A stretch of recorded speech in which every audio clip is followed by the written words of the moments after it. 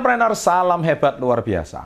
Tahu nggak sih, orang itu bisa kaya raya dan sukses, itu karena dia memang punya ilmunya. Jadi kamu nggak boleh iri sama nyinyir sama mereka kalau mereka tuh sukses. Karena ilmunya luar biasa. Tapi pertanyaannya, apakah semua orang mau berbagi ilmunya? Nah, kali ini saya akan sedikit tips berbagi ilmu kepada kalian, agar kalian tahu bahwa sebetulnya ilmu tersebut bisa dipelajari. Apalagi ini ilmu maling. Nah, Anda pasti berkata, loh Pak Chandra kok ngajarin orang jadi maling sih? Nah, saya di sini akan menggunakan analogi maling sebagai sebuah teknik bagaimana orang-orang sukses itu menggunakan ilmu tersebut di dalam investasi portofolio mereka. Apa saja? Yaitu 4 teknik maling yang bisa digunakan dalam investasi.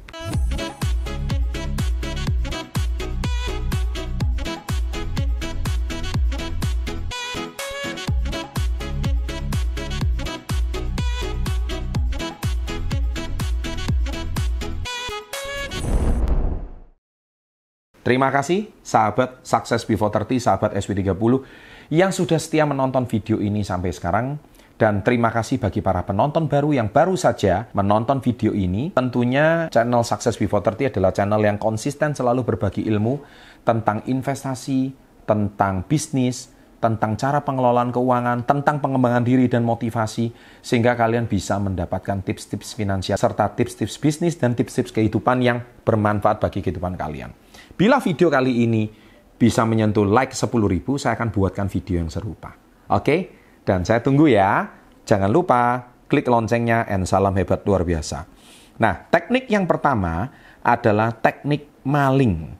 Teknik maling pertama. Maksudnya apa? Kalau maling itu kan biasanya tukang rampok itu kan dia menganalisa rumah mana yang mau diincar. Dia cari yang kosong, kemudian orangnya pergi, sistem keamanannya rapuh. Nah, dia pasti akan mengincar rumah-rumah tersebut.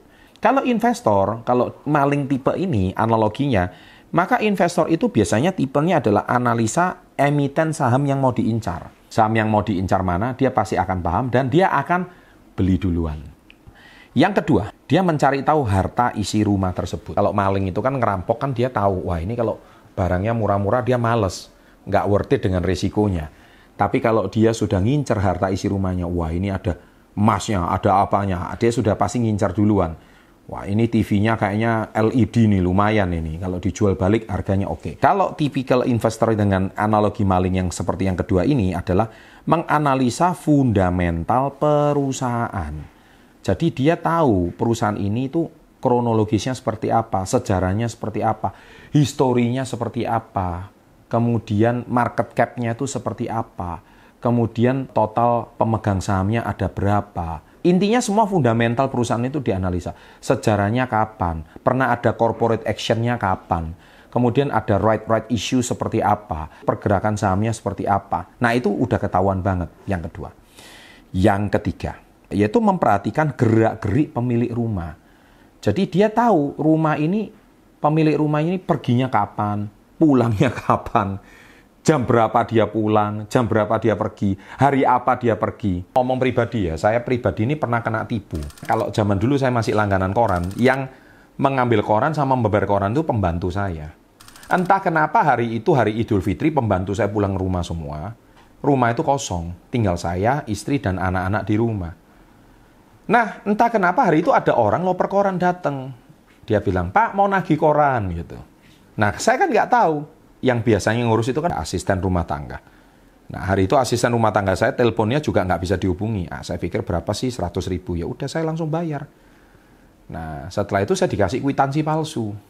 Terus istri saya ngomong, lo ngapain? Kita kan udah bayar langganan koran itu kayak biasanya. Wah, saya kena tipu. Nah, ini maling. Nah, begitu juga investor tuh menganalisa teknik agar bisa membeli di harga yang paling rendah. Dia tahu kapan saat buy yang paling rendah. Dia tahu ini timing yang paling rendah. Nah, itu sama. Di saat orang paling lengah, di situ dia incar harganya. Nah, itulah analisa investor. Menganalisa teknikal agar bisa membeli di harga yang rendah. Oke? Dan yang tipe yang keempat, maling keempat adalah memperhatikan cara masuk dan keluar.